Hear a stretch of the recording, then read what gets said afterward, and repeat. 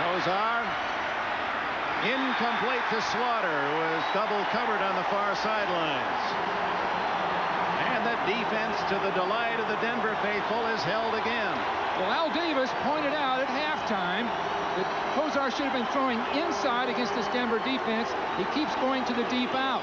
We had people open on 2 plays of that series to the inside, well down the field. I'm sure it'll be spotted from upstairs, and they'll go to it the next time they get the ball. Wagner punting for the 8th time. Vance Johnson back at his 35.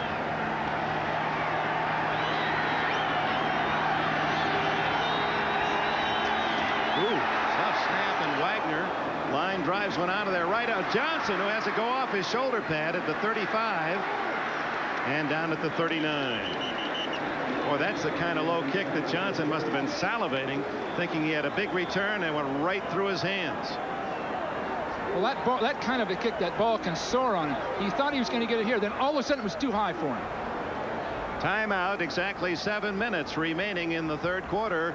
The Broncos by 10. Crystal clear sky of the Mile High City, Denver, Colorado, looking down into Mile High Stadium, where the Broncos have the ball again. A 10-point lead. First down at their 40. Mark Jackson in motion. Winder met in the hole. Boy, filling that hole was 59. Mike Johnson, second in tackles this year. He had 3 forced fumbles. A brilliant student at Virginia Tech, and so he is on the football field. He's one of those USFL players that people didn't think really could make it in the NFL, and how mistaken so many of the NFL scouts were with these kind of players. Watch him get into that hole right down the middle. The Browns have been built on Plan B in the USFL. It's made them a big contender almost overnight. 13 players from those 2 camps, 2 sources. Elway, Johnson chasing him and gets him out of bounds at the 45, a 5-yard gain. Elway has such a great knack of slipping between people. He had pressure on him, and yet with just 6 or 8 inches of space, he finds a way to dart between them. And he's a pretty good-sized guy. Here are the combatants. Johnson will eventually chase him down. Now there's a foot race, and Johnson gets untracked and finally gets going and catches Elway. Mike Johnson, his hobby is making furniture. Trying to use Elway for a chaise. Well, he's out now, and they've got that nickel group in there. Quarterback draw. To the 30-yard line, and a flag goes down. So that's the call they didn't make on Kozar, but they go the other way this time, and Elway gets the roughing penalty. Identical plays, and these are the kinds of things you have to overcome in a critical game, a single elimination tournament. Personal foul, defense, number 40, 15 yards, first down. Kyle Kramer, a rookie from Bowling Green. Well, it was man-to-man coverage, so all of the pass defenders were looking at a receiver. So if Elway can break up the middle, no one can see Elway running because they're all covering their receiver. Now that was the same exact hit we saw earlier, and now it's called. I wonder what could have crossed Dennis their minds. Smith didn't hit Kozar any more lightly, did he? No, same exact thing. First down at the 15. Winder. Hit, just as he was breaking to the outside. A good play made by Grayson and Johnson.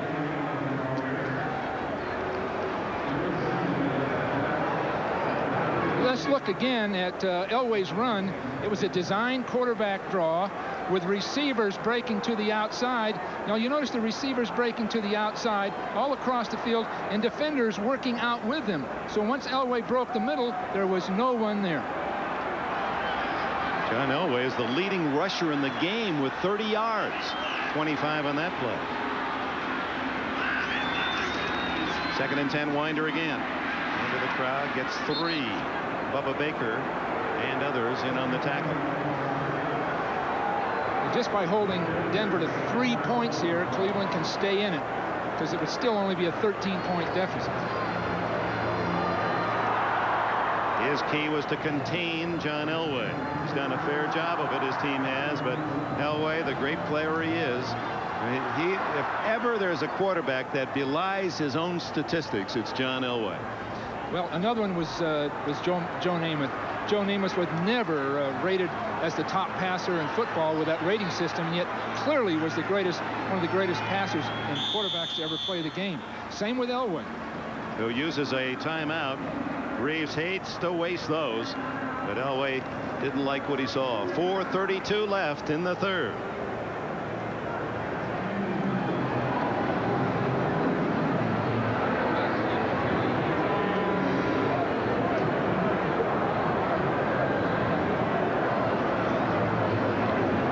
So John Elway comes to the sidelines. There's his backup, Gary Kubiak, with Dan Reeves.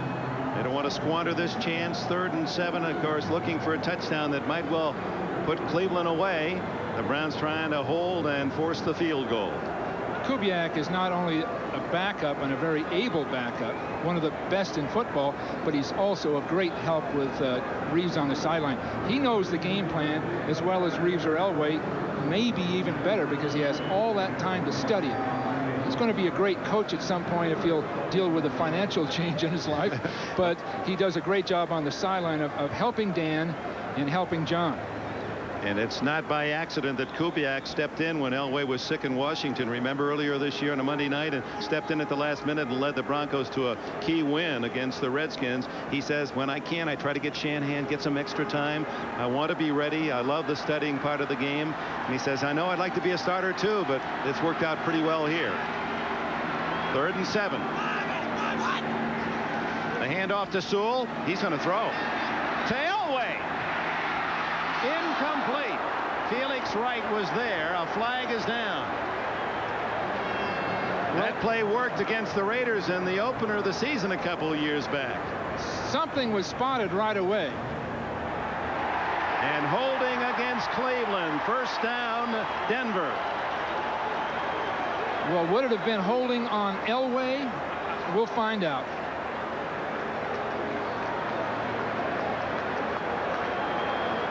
All-star crew head by Dick Cantack. Defense number 29, 5-yard penalty, 1st down. Bud Carson out on the field would like an explanation of that. Perhaps we can see what Dixon did. Well, Dixon was on the line right here. He's going to hold at the line of scrimmage, according to the officials. He's got a jersey. Just can't do that. Pulling the shoulder pad right out of Vance Johnson's jersey. Especially a jersey, they see it pulling right off. Winder on the handoff, sweeping outside. Touchdown.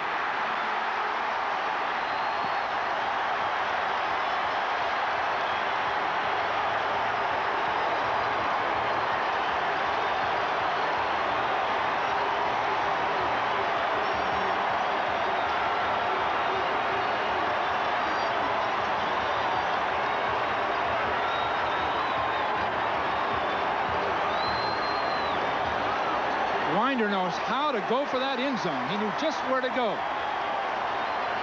Patrick Bowlen, the owner of the Broncos, sees his team forge in front 23-7. And you saw the disappointment wearing long on the face of Art Modell of the Cleveland Browns as the Broncos go 60 yards and a half dozen, with Winder getting the final 7. Well, Denver's run just at the right time for just the right reasons. That was a beautiful job of not only blocking, but as I've mentioned, Sammy Winder, with all that experience, knew how to get into the end zone because there's a real crowd right in that corner. And he knew how to go underneath people just at the right moment. You see him coming off the line, excellent blocking all the way. And Bratton doing a fine job, but as he gets into that corner, full speed, watch him go right up underneath people. And the frustration you saw of the head coach, Bud Carson. He's a defensive-minded and helped build the steel curtain in the great days of the Steelers.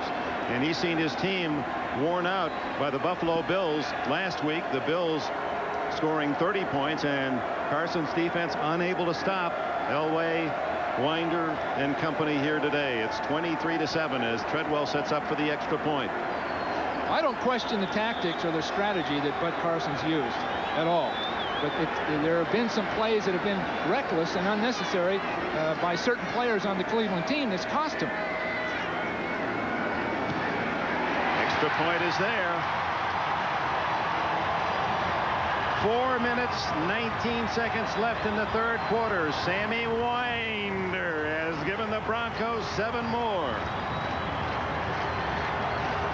With 4:19 to go, the Browns now must take full opportunity of each possession. And there's Sammy Winder from Jackson, Mississippi, where he owns a construction company. He's kept his mouth shut. He's a great team guy, while a rookie Humphrey has taken his job, and he's delivered today. Here's Keith Jones, plan B from the Rams, and he gets to the 28 and pays the price. Kip Corrington making the tackle. Well, it's worth looking at this play again, the scoring play, to watch Bratton lead the ball carrier right up the field. Right here, we had a guard and Bratton leading straight up the field. Right at this point, he takes on a man and knocks him right off the line of scrimmage, and he gets another one. So running a course, he took 2 people and just picked him right off. By both Dixon and Big Daddy Hairston.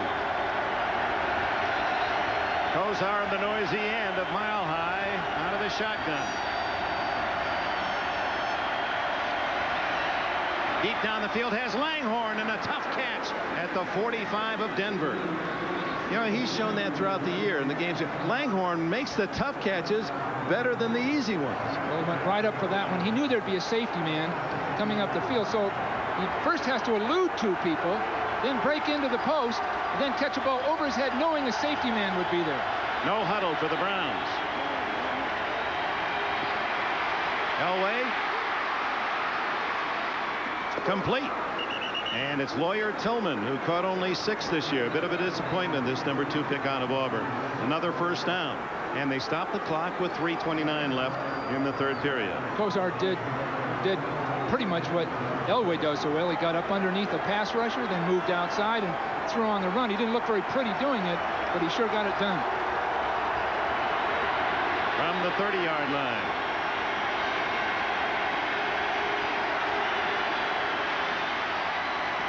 Brennan. Short yardage, well covered by Simon Fletcher, number 73, who is 6'6" and 240. The one thing you can give Cleveland credit for, they're not going with a huddle. They're not going to waste the time of a huddle. They're going to do it right at the line of scrimmage. That'll give them a chance to get back in the game. And it also forces Denver to keep a basic, more simplified defense on the field. Denver leads 24-7. Kozar trying to get a quick score here in the late third quarter. Underneath he goes, and it's Webster Slaughter to the 10-yard line. Cleveland's moving right up. Denver's going to have to call a timeout if they want to change their defense. Cleveland's not going to let them do it. They're going to come right to the line of scrimmage. You're right on, Bill Walsh. Dennis Smith looking to the sidelines with his hands out saying, what do we do? Calls time. That's the second one used by the Broncos here in the second half. That was a beautifully thrown pass, releasing straight up the field and breaking to the inside, and this took some nerve to catch that ball right in traffic, and good thinking all the way. Now the timeout taken by the Broncos to try to get the different defensive set on the field, as without the huddle, Kozar marching his team quickly to a first down right at the 10-yard line. They can actually get a first down by 1/4 of an inch. So it's not goal to go. Dick, you almost have to say with 2:24 in the third period, they have to score before the period's over. You almost have to say that because they've got so much ground to have to make up. Well, even a field goal gets them within 2 touchdowns. Now the Broncos have the defensive men on the field that they want. Kip Corrington, an extra defensive back, is in there. They're playing for the pass. They have 4 pass rushers. Their nickel defense to stop Kozar at this point. So do you try a run? Nope. Into the end zone, incomplete. He had a man open. It appeared to be Brennan again, who caught the touchdown pass earlier. Well, it was just a spontaneous play. Kozar just put a little too much on it. It was Reggie Langhorne, 88. You see him come to the inside, not a real factor, but when Kozar gets in trouble, he overthrows it. Well, those are such critical plays, and you can remember them for months afterwards. Langhorne right with Tillman. Slaughter and Brennan, the smaller tandem, to the left. Underneath, incomplete to Brennan. Yes, touchdown. Wait, he caught it. He caught the ball with his body. It looked as if it rolled free on the ground in the end zone, but apparently, as he scrambled, the quick hands of Brennan able to scrape the ball to his body. He embraces 6 more. Well, that was a beautiful job, releasing up inside, then around Braxton, stops, then goes again. And what a great play. Are those hands? But what he did was get Braxton turned completely around, and when Braxton looked back, he went into the end zone again. There was Brian Brennan that was almost the hero in the drive game 3 years ago. He caught a touchdown to give the Browns a 7-point lead late in the 4th quarter. You see him reaching for that ball, just concentrating on it, and it was out, but he kept it from hitting the ground. That is a remarkable catch. Brian Brennan has a pair. They're reviewing it now, but well, I'm not even going to say now, because every time I think it's one way from our picture, it goes the other, so we'll wait to see. See him releasing to the outside. Play stands is called. Touchdown. I'm out of my slump. Just well done. But again, it took Kozar moving, and Braxton being fooled because he looked back toward Kozar and lost his receiver. Matt Barr adds the extra point, and with 2:12 remaining in the 3rd period, the Cleveland Browns pull to 24-14. Well, looking ahead, as we wrap up our coverage of the NFL, we can look forward to some exciting action next week out at Palm Desert, California. The Bob Hope Chrysler Classic. You'll have President Gerald Ford and Johnny Bench, Glenn Campbell, Julia Serving, and others playing in the celebrity round with Tom Kite and Palmer and Watson and all the game's best. One of the highlights of the golf tour. We hope you'll be with us next Saturday and Sunday. Brian Gumbel debuts as the host of NBC's golf coverage. Where will you and I be, Dick? We'll be on the putting green there, practicing putting while they're out. The day you see me on a putting green, I owe you some.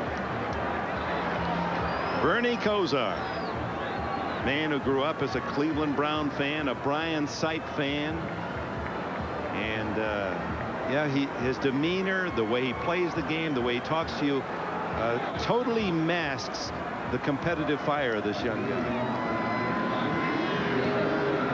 Wagner again, a long kick. Boys, he kicked off the ball well today.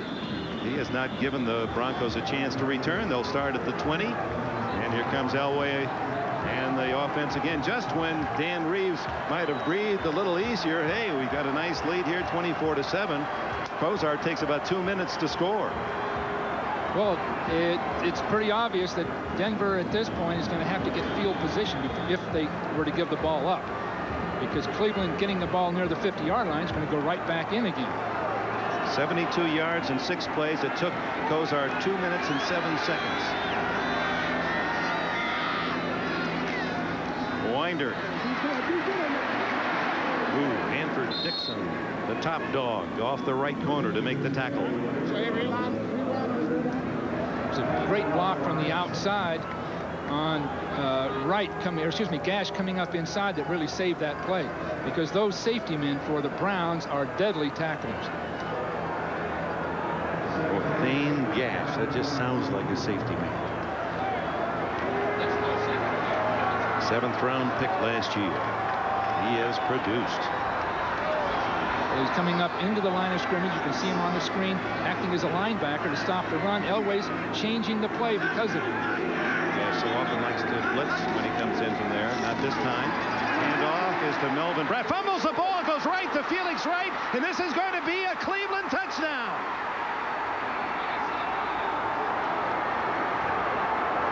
Unbelievable for Dan Reeves and the Bronco fans, and just like that, the Browns are going to be within 3 if they can kick the extra point. A simple trap play. Everything looks good at this point, and the ball is pulled out just before the line of scrimmage. And the freak nature of it, you see Clay Matthews batted it. It hit the helmet of Bratton and bounced up to Wright. And Wright scores the touchdown. Oh, no, hold on now. They're saying he stepped out of bounds at the 1-yard line. Wright did not get in. He stepped out at the 1. Number 74 has reported as an eligible receiver. Number 76. Here comes Wright with Elway cutting him off, and Elway may have saved the touchdown. Looks so tight right along that sideline. His left foot actually hit the marker on the sideline. He had to be even closer to the goal line than that. Right there on the 1-yard line. Good right call. At the 1-yard line. Excellent call by the official. So Elway, even on defense, makes it tough. Well, as I believe he saved it was, a score. I believe it was Al Baker who made a big stop there and just held on long enough and hard enough to pull that ball out of there. 1:13 left in the third quarter. From the 1-yard line, Kozar with Manoah and Mack behind him. It's Mack hit in the backfield for a loss. Knifing through is Andre Townsend, number 61. Townsend just got underneath everybody immediately. I don't know if crowd noise had something to do with people getting off the ball or not, but he just penetrated right at the snap into the backfield. Confirming that it was Bubba Baker that stripped the ball from Melvin Bratton, and then a freak play as Matthews dribbled it off Bratton's helmet. It bounced up to Felix Wright, who returns to the 1. Now 2nd and goal from the 2. Mack goes out, and Barry Retton comes in. Kozar saying, "I can't hear." And this is, we'll see if they penalize the Browns. There's the clock down to 0. They're going to give Kozar a penalty or give him a second chance. Now, in the old days here, a quarterback would have been allowed a fair chance to call a play. The way it's gone lately, they're just giving you a penalty when you try to fight the crowd. I don't understand. The whole penalty mechanism they put together wasn't practical. Then it's so hard to implement. But on the other hand, it's sort of a cop-out by the officials for not to implement the thing. Well, apparently they're not going to call a penalty, at least no indication at this point. Well, there couldn't be any more noise in any stadium that we're getting now. Even a dome stadium? Well, not right down in that end zone. There's so much noise with all the stakes that exist. And again, it comes back to, is a visiting team allowed a chance to move the play, to actually play? Please return the game clock to 10 seconds. Please return the game clock to 10 seconds. But they're going to give them 10 seconds to get a playoff. Please return the game clock to 10 seconds. The game just gets disrupted through this, doesn't it, Dick? Honestly, please return the 30-second clock to 45 seconds. Oh, gee. I honestly think the only way we're going to solve this in the NFL is to have a equipment in the helmets so the quarterback can talk to his people and use it. Now, it's been impractical in a sense, but there's been enough progress with a system of communication in the helmet that it can be, like so many other things, it can be refined. So a no decision. It's 2nd and goal. Manoah, touchdown, Cleveland. What a beautiful play. I believe that was Middleton, the tight end, as a flanker, came in motion and trapped one of the tackles, and Manoah was right in behind it. 1 second left in the third quarter, and Middleton, who was in and out of the Cleveland Brown lineup during the course of the year. A story that you heard last week from Merlin and Charlie in the win against Buffalo. Ron Middleton made the block. Well, we'll get a chance to look at it, and it was a great job by Middleton going right up inside, and the penetration across the line of scrimmage almost did the job for him. Matt Barr. It's 24-21.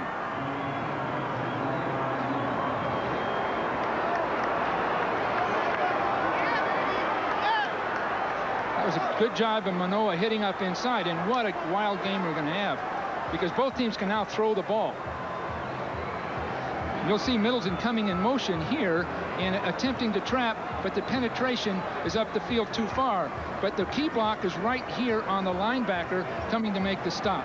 So you'll see him in motion, right up inside, going to the ground. But look at the block on the linebacker right there by Ted Banker, the left guard. Beautiful job. Well, as we enjoy the pictures and the replays, men who have been with us all year long, John Gonzalez, our director, and John Ferratzis, our producer. A brilliant job again today as we enjoy apparently another classic between the Cleveland Browns and the Denver Broncos. Remember 2 years ago here, the Browns were 18 points down, 28-10 in the second half, and came back and were looking for a possible tie when Viner fumbled on the Denver 2-yard line. And I wonder if any of those thoughts are going through Bernie Kosar. Remember that great shot of him going over to offer his empathy to Viner.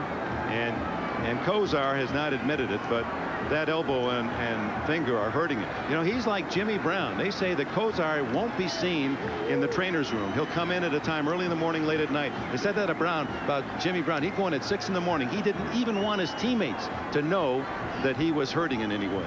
Well, that's Bernie Kosar. So he can bring his team back now. There isn't any question about it. And Elway can naturally. Look at Wagner. He's kicking that right through the uprights just about from his own 35-yard line. Another touchback, and that is the end of the third quarter. An exciting third period for Kosar and the Browns. They're back in it. Shadow. Quiet at Mile High Stadium now. 3 minutes and 19 seconds. Well, let's double check it. 4 minutes and 18 seconds. As the time that it took for Cleveland to score 14 points in what is now a record-tying playoff quarter, 35 points by two teams. It ties the record set by the Redskins, who were the two teams against Denver in the Super Bowl when they scored 35 in the second quarter of the Super Bowl game. 24-21, 15 minutes or sudden death to the Super Bowl here in Denver. Elway starts at his 20. Wide open, Vance Johnson, the 40, and tackled at the 42, 22 yards. Hanford Dixon was just almost mesmerized out there. That quick throw to the outside even surprised him. You see him sitting back, sort of relaxing and giving ground. And now he's a little indecisive coming upfield and makes the big miss. But of course, it took Gash to really put it away. Vance Johnson on his greatest season, 76 catches, not good enough to make the Pro Bowl. This talented artist, his paintings now selling in the $1,000 to $2,000 range. Elway again will throw on first down, and he's looking big. And Dixon this time had good coverage on Johnson. Well, Dan Reeves is going right after Cleveland. Some people would begin to run the ball, not so much use the clock, but to avoid any error, any kind of a fluke thing that would happen. But he's got Winder, who can run effectively, and people who can block, so we'll see what he does. The problem with throwing is the incomplete pass. There's Humphrey. Bobby Humphrey injured early in the game, injured ribs, so Sammy Winder has replaced him. 4 wideouts. Clay Matthews anticipating the count, offside, a free play for Elway. Completes it. First down at the 45 of the Cleveland Browns. Ricky Nattiel, one of the 3 amigos that we don't hear much about this year. Nattiel suffered through a knee injury the course of the year. Matthews was going to blitz that time, and he moved straight up the field right across the line of scrimmage so early, trying to beat the center is what he was trying to do. We have a false start on number 6. Oh, it's going to be against Denver. Play is still a second down. Against Jim Juriga, the guard. I am trying to find it, Dick. I really am. You see, here's where the penalty's called. We obviously see an offsides, but I just can't see that guard move. Maybe the viewers can spot something I can't see. There's no movement anywhere. Well, that's the Tom Mack play. Remember years back, the Rams down on the goal line against the Vikings in Bloomington, Minnesota. Mack 15 years later says he still hasn't moved off his stance. Cost him 5 and cost him the chance to the Super Bowl. The Rams, at least that's how they, well, that's Merlin Olsen's side of the story. Yeah, I must say sure it's a bit biased. You know, Dick, just in passing, we kidded OJ at halftime about playing for me and for the 49ers. But the one thing OJ did for the 49ers is really had a touch of class, and I think he sort of civilized some of the guys we had on our team. I can't say that he was 1,000.